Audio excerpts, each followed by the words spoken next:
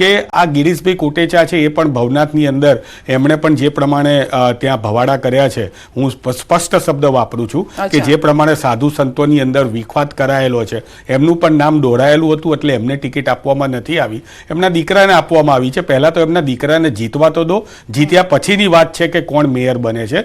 વાત રહી જૂનાગઢની, તો જૂનાગઢની અંદર ટાઉન હોલથી માંડીને જે હતું ત્યાં લગભગ હમણાં 15 કરોડનું જે ટેન્ડર હતું એની અંદર ભ્રષ્ટાચાર કરવામાં આવ્યો.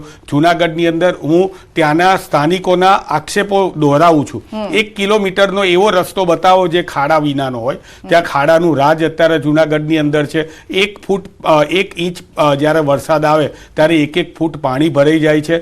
હમણાં જૂનાગઢની અંદર જ્યારે છેલ્લી મહાનગરપાલિકાની મિટિંગ થઈ, એ મિટિંગની અંદર 1200 રૂપિયા જે પાણીના ટેન્કર હતા એના સીધા 2400 રૂપિયા આપવાના ચાલુ કરી દીધા. આવો મોટા મોટા ભ્રષ્ટાચારો છે ત્યાં થયા છે. ત્યાંના જે એમના નગરસેવકો છે એ માત્ર ટેન્ડર પાસ કરવાની મિટિંગમાં આવે છે, એ પછી આવતા નથી. આ બધી પરિસ્થિતિની અંદર જૂનાગઢની અંદર કોંગ્રેસ મજબૂતાઈથી લડી રહી છે.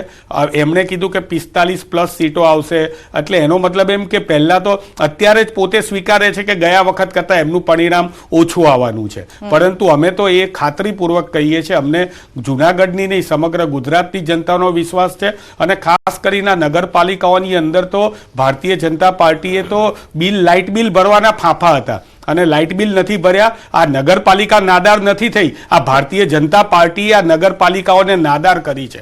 ગુજરાતની અંદર લાઇટ બિલ ભરવાના નગરપાલિકા લાઇટ બિલ ના ભરી શકે, લાઇટો કપાઈ જાય. અરે ભાઈ, તમારી એક જ વાત, તમારી ઓફિસોની અંદર લાઇટો ચાલુ છે, તમે સામાન્ય જનતાને ત્યાં સ્માર્ટ મીટરો આપો છો, તો આની અંદર થાંભલા ઉપર સ્માર્ટ મીટર લગાવીને એડવાન્સ પૈસા ભરો, અને લાઇટ બિલ ભરી ના શકતા હોય એ લોકોને શાસન કરવાનો કોઈ અધિકાર નથી. યજ્ઞેશભાઈ, આસ્થાની નગરીમાં અનર્થ અહીંયા થઈ રહ્યું છે અને બીજેપીના નેતાઓ કરી રહ્યા છે, ઉચ્ચ જગ્યાએ બેઠેલા લોકોએ કર્યું છે, એવા સીધા આરોપ છે અહીંયા કોંગ્રેસના.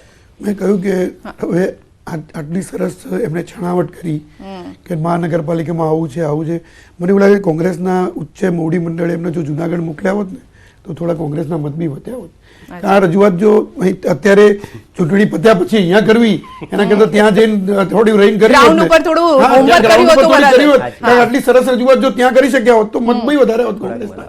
બરાબર છે. બાકી જુનાગઢ વાસીઓને બધી ખબર જ છે કે શું પરિસ્થિતિ છે, શું નહીં.